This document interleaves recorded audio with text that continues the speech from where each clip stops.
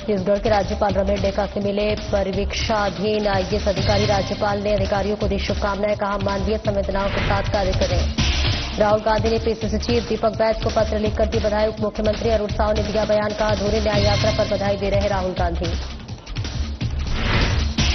रायपुर में नक्सल ऑपरेशन पर बोले डिप्टी सीएम अरुण साव, कांग्रेस पर भ्रम पैदा करने का लगाया आरोप, कहा हमारी सरकार नक्सलवाद को जल्द करेगी खत्म।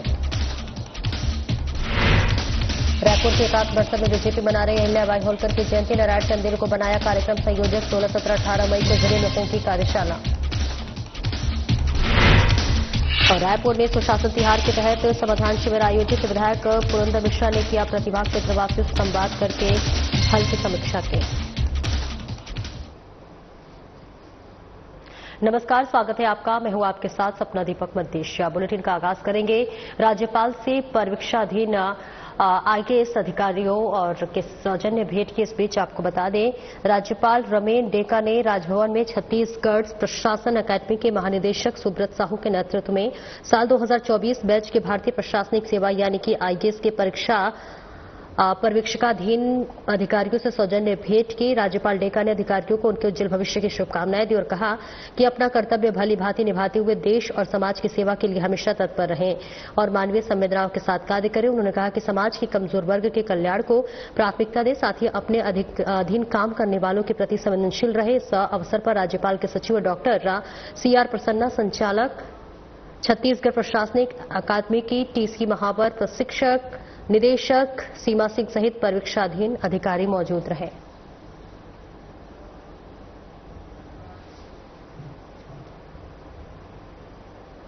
और आगे बढ़ेंगे जहां मुख्यमंत्री विष्णुदेव साय की पहल से प्रदेश में चल रहे सुशासन तिहार के तहत आम जनों की समस्याएं उनके मोहल्लों में ही हल हो रही हैं।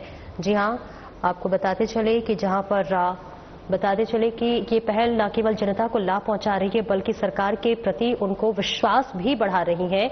और वहीं उत्तर विधानसभा में आयोजित समाधान शिविर में विधायक पुरंदर मिश्रा के शामिल होकर क्षेत्रवासियों से संवाद किया। इस अवसर पर जनता ने सुशासन सरकार के इस पहल की खूब सराहना की और आवेदनों के त्वरित निदान पर सरकार के प्रति आभार व्यक्त किया।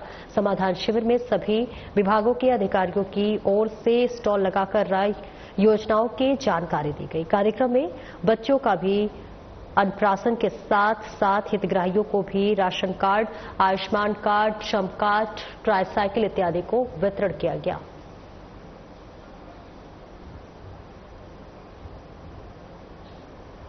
और आगे बढ़ेंगे जहां पर राजवाड़ा समाज के प्रतिनिधिमंडल ने विधायक पुरंदर मिश्रा से शिष्टाचार भेंट की है।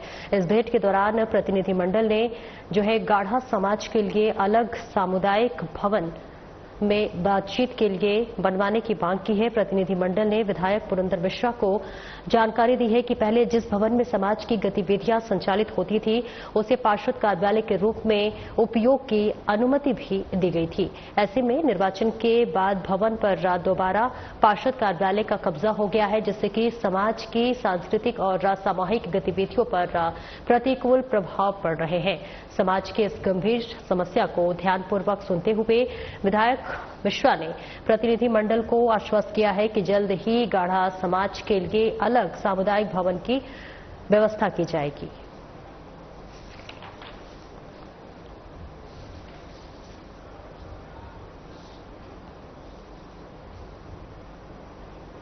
और रायपुर में नगरपालिका निगम के आयुक्त विश्वदीप ने नगर निगम जोन 10 क्षेत्र के अंतर्गत लेफ्टिनेंट अरविंद दीक्षित, वार्ड क्रमांक 56 के क्षेत्र के अंतर्गत सर्वोदय नगर तालाब का निरीक्षण किया। इस दौरान मौके पर निगम 10 जोन अध्यक्ष सचिन ने दी मेघावी, जोन कमिश्नर विवेकानंद दुबे और उप अभियंता निर्वेद परमार उपस्थित रहे।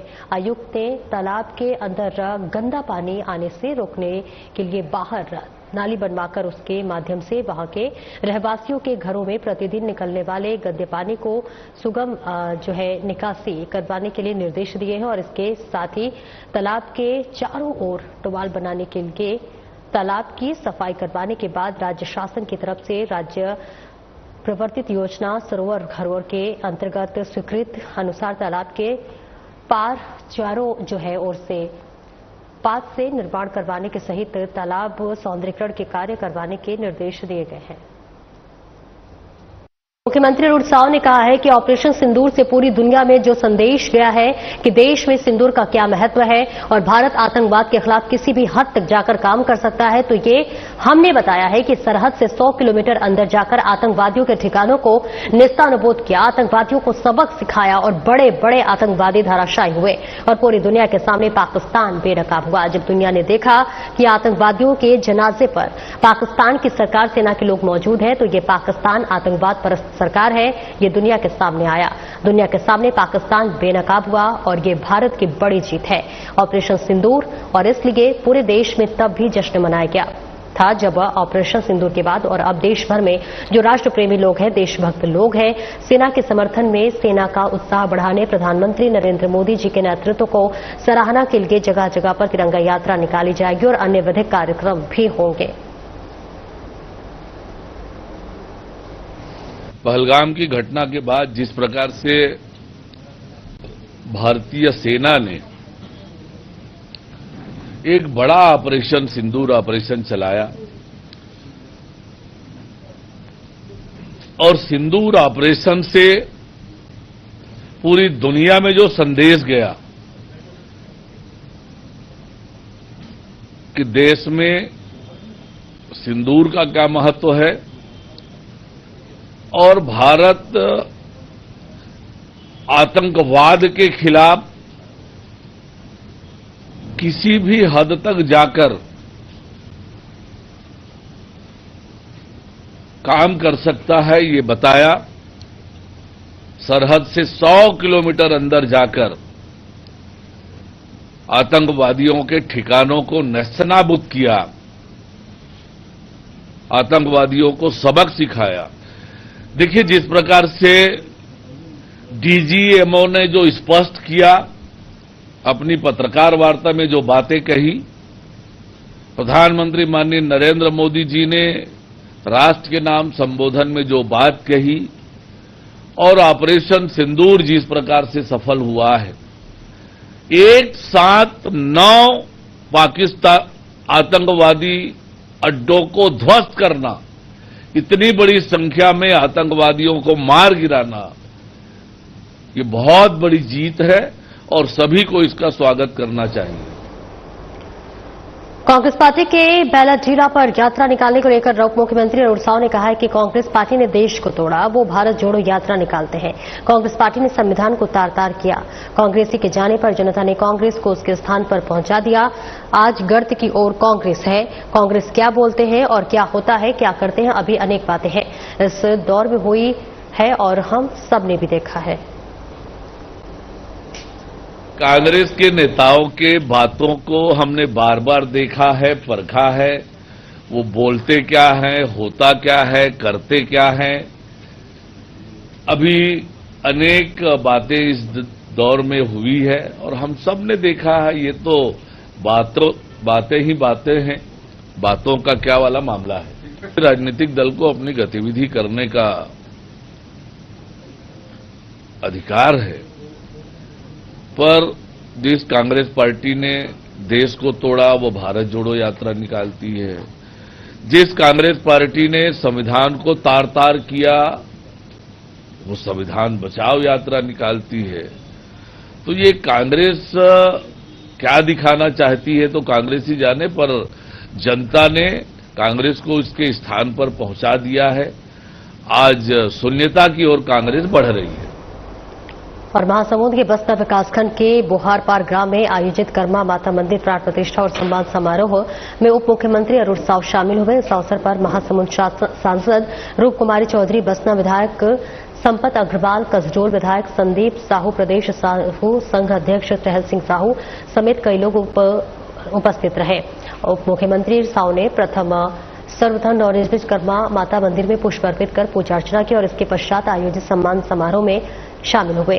वहीं उप मुख्यमंत्री अरुण साव ने अपने उद्बोधन में कहा कि बसना के ग्राम बोहारपार में बहुत ही सुंदर और भव्य कर्मा माता मंदिर की स्थापना की गई है। उन्होंने कहा कि मंदिर निर्माण से सनातन की परंपरा की सनातन का विचार अवश्य ही फलीभूत होगा। और इसके पश्चात साव ने मंदिर परिसर में अहाता निर्माण के लिए 25 लाख रुपए की घोषणा की।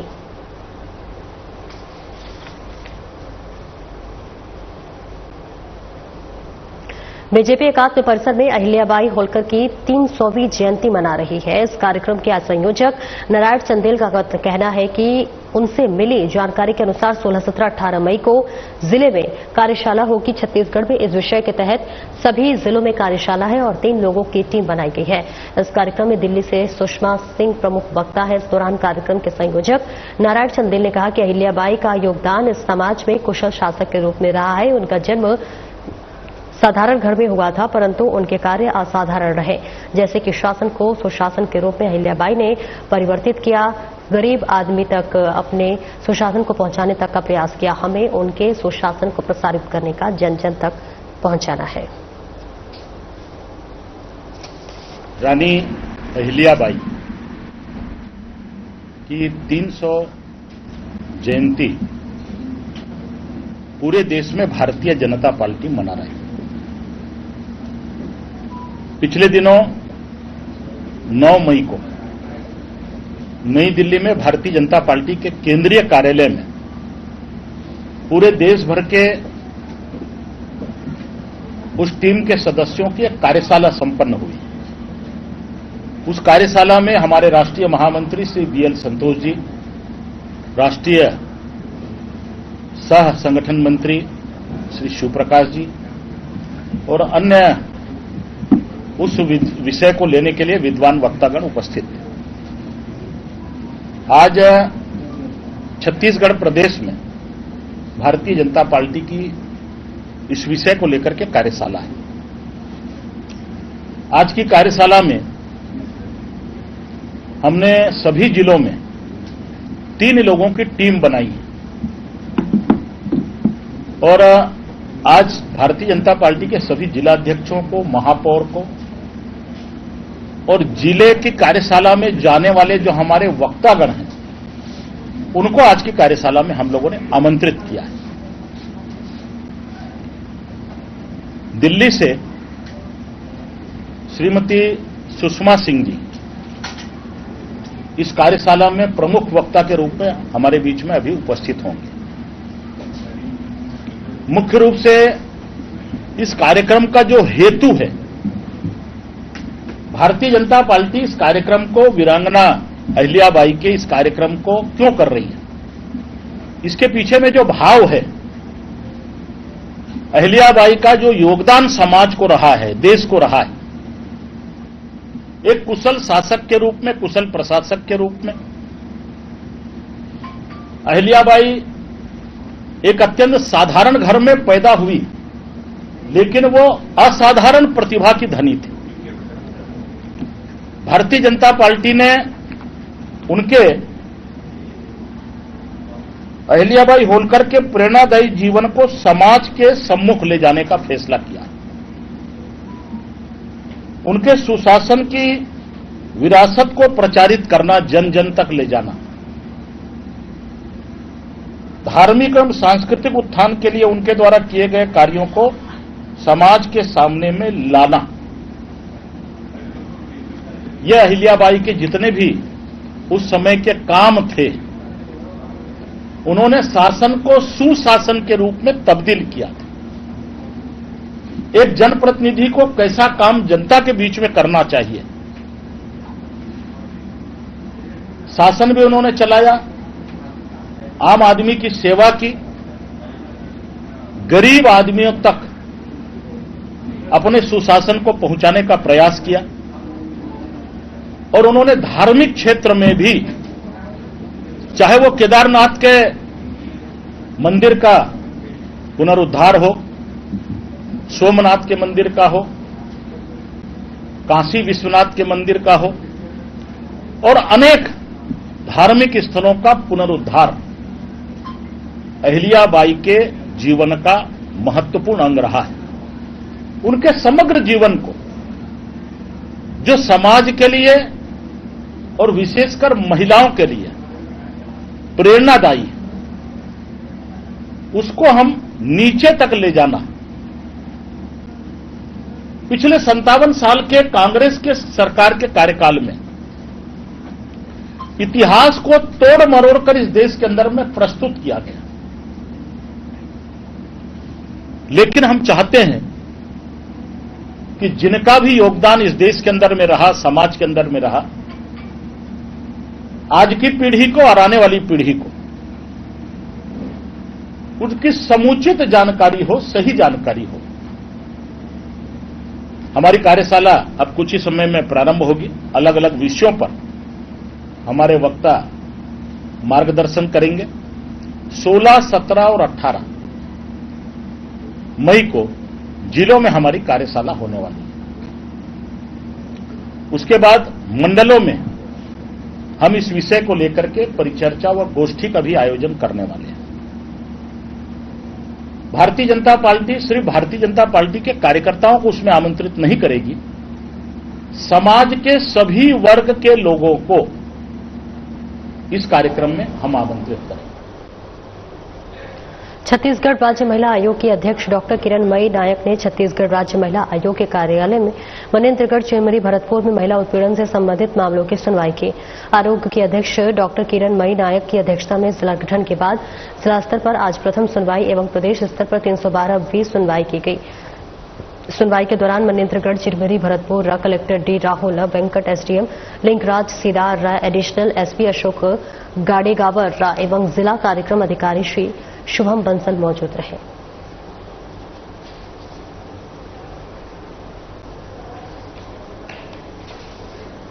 12 नंबर की आज की जन सुनवाई है। इन जन सुनवाइयों में हम जो इस जिले के केसेस हैं उनको रखते हैं, पर ये पहली बार है कि हम कोरिया जिले की जन सुनवाई भी यहीं पर कर रहे हैं। 2 जिलों की संयुक्त जन सुनवाई की गई। आज इसमें 20 मामले रखे गए थे और कुछ मामलों में बहुत ही नए तरीके के इसमें निर्णय आए हैं। और आज हमने जन सुनवाई के पहले माननीय यहाँ के कलेक्टर जी के साथ, एडिशनल एसपी के साथ और डीपीओ और डीएसपी के साथ उपस्थिति में हमने यहाँ की खिलाड़ी महिलाओं का सम्मान किया है, जो कि बुजुर्ग महिलाएं हैं, 67 साल की, 70 साल की, 55 साल की। इन महिलाओं के हौसले से सभी महिलाओं को प्रेरणा मिलनी चाहिए। इन सभी का यहाँ शॉल, श्रीफल और बुके से सम्मान किया गया। छत्तीसगढ़ के सीएम विष्णु देसाई के मंचानुरूप सुशासन तिहार 2025 के अंतर्गत जन समस्याओं के त्वरित समाधान और योजनाओं के लाभ पहुंचाने के लिए समाधान शिविरों का आयोजन किया जा रहा है। सुशासन तिहार के तीसरे चरण के अंतर्गत कोंडागांव विकासखंड के ग्राम चिपावंड में समाधान शिविर का आयोजन किया गया, जिसमें मुख्य अतिथि के रूप में कोंडागांव विधायक और बस्तर विकास का प्राधिकरण की उपलब्धता लता उसेंडी शामिल हुई। विधायक उसेंडी ने शिविर को संबोधित करते हुए कहा कि राज्य सरकार नागरिकों की समस्याओं के त्वरित और संवेदनशीलता के साथ समाधान के लिए गांव-गांव में समाधान शिविर आयोजित कर रही है और ऐसे में मुख्यमंत्री विष्णु देसाई स्वयं कई गांव में पहुंचकर ग्रामीणों की समस्या सुन रहे हैं और उनका समाधान कर रहे हैं। उन्होंने कहा कि शासन की ओर से ग्रामीणों के जीवन स्तर में सुधार लाने और आर्थिक रूप से सशक्त बनाने के लिए सतत प्रयास किए जा रहे हैं और महतारी वंदन योजना के माध्यम से महिलाएं सशक्त हो रही हैं। वहीं विधायक उसेंडी ने पीएम नरेंद्र मोदी की तरफ से शुरू की गई लखपति दीदी पहल की जानकारी देते हुए उपस्थित महिलाओं को शासन की योजना का लाभ उठाकर लखपति दीदी बनने के लिए प्रेरित किया।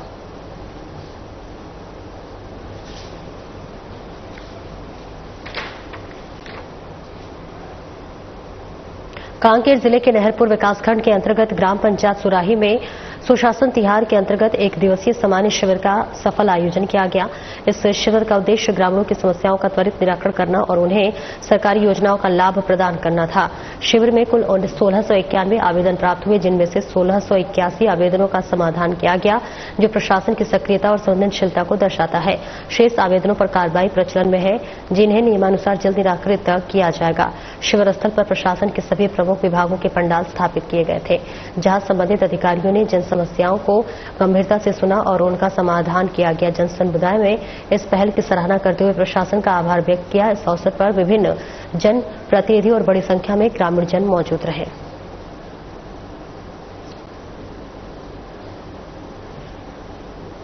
एक महत्वपूर्ण योजना के रूप में शुरू किया गया है। इसे दिनांक 8 से 11 तक आवेदन लिए गए हैं और उसका प्रभावी निराकरण करने का निर्देश है। आज हम लोग ग्राम सुरही में समाधान शिविर का आयोजन करके आमजनों को उनके आवेदनों पर किए गए निराकरण की कार्यवाही से अवगत करा रहे हैं। साथ ही साथ विभिन्न विभागों का स्टॉल लगाकर उनके द्वारा प्रदान की गई योजनाओं की जानकारी प्रदान की जा रही है ताकि योजनाओं का वो उचित लाभ ले सके। सुशासन त्योहार एक ऐसा त्योहार जहां पर लोगों तक ये कहा जा सकता है कि जन जन तक पहुंचने का एक समाधान शिविर, ये हमारे विष्णुदेव साय जी के माध्यम से यह जो एक त्योहार जो मनाया जा रहा है यह बहुत ही महत्वपूर्ण है आम जनों के लिए, क्योंकि ये वो तरीका है जिसके माध्यम से हम घरों घर तक पहुंच सकते हैं। चाहे उसे आवास की जरूरत हो, चाहे उसे राशन कार्ड की आवश्यकता हो, या चाहे उसे अपने पट्टे में कोई सहायता चाहिए हो या किसी भी समस्या को।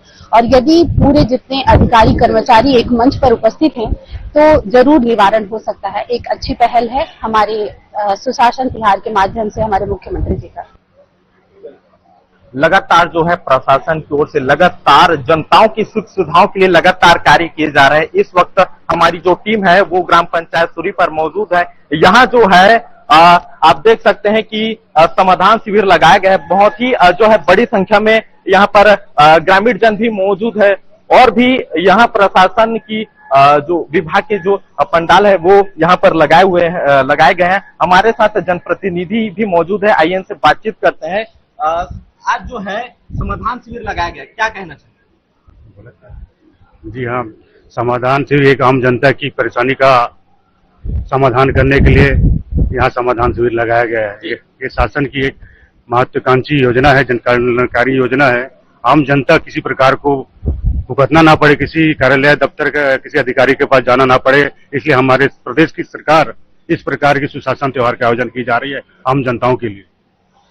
जी बिल्कुल, ग्राउंड लेवल की बात की जाए तो ग्राउंड लेवल में भी इसका खासा असर दिख रहा है। आम जनताओं की जो परेशानी है उसका समाधान हो पा रहा है। मनीष सिन्हा, सान्ना प्लस न्यूज, कांकेर।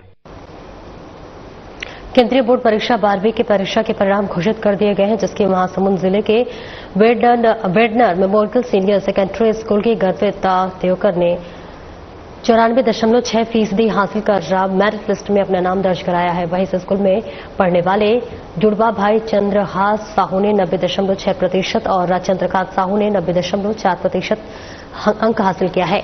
इसके अलावा विदुषी यादव ने 88.6 और आर्यन चंद्राकर ने 88% 12वीं प्राप्त किया है। आपको बता दें कि गर्वित देवकर के पिता प्रकाश देवकर पेशे से वकील है और माता रोहिणी देवकर जो है वो हाउसवाइफ है। गर्वित देवकर आगे चलकर डॉक्टर बनना चाहते हैं और समाज सेवा करना चाहते हैं।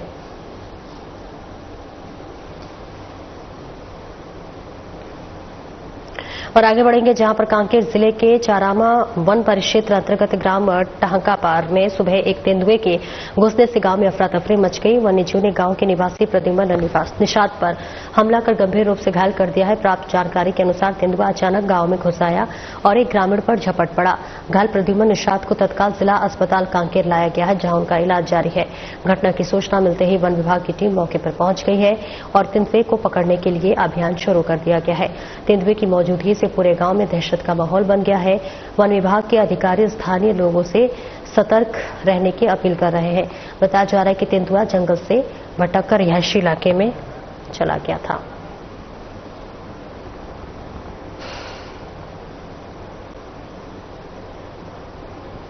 और खबर कोरबा से है, जहां पर बालको थाना क्षेत्र अंतर्गत लाल घाट मार्ग पर एक दर्दनाक सड़क हादसे में बेला निवासी 2 युवकों की मौत हो गई है, जबकि एक अन्य गंभीर रूप से घायल हो गया है।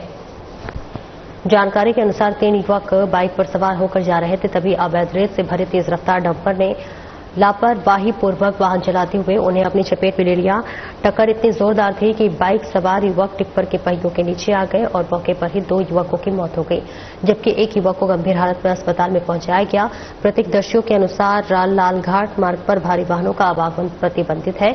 इसके बावजूद रेत माफिया खुलेआम इस मार्ग पर उपयोग कर रहे हैं और इस हादसे में प्रशासनिक लापरवाही और रेत माफिया के मिलीभगत को बेनकाब कर दिया है। पुलिस ने आगे बताया कि मृतकों के परिवार वालों को सूचित कर दिया गया है। आगे की जांच जारी है और दोषी के खिलाफ कड़ी कार्रवाई की जाएगी।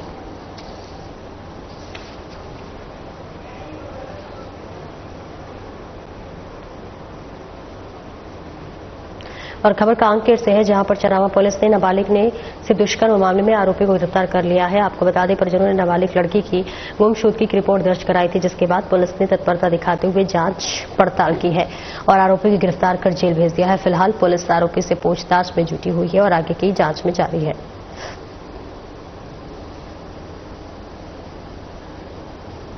और तस्वीरें इस वक्त आपको दिखा रहे हैं, जहां पर कांकेर से चारामा पुलिस को बड़ी कामयाबी और बड़ी सफलता हासिल हुई है। दुष्कर्म के मामले में आरोपी को गिरफ्तार किया गया और आगे की जांच पड़ताल में पुलिस जुटी हुई है।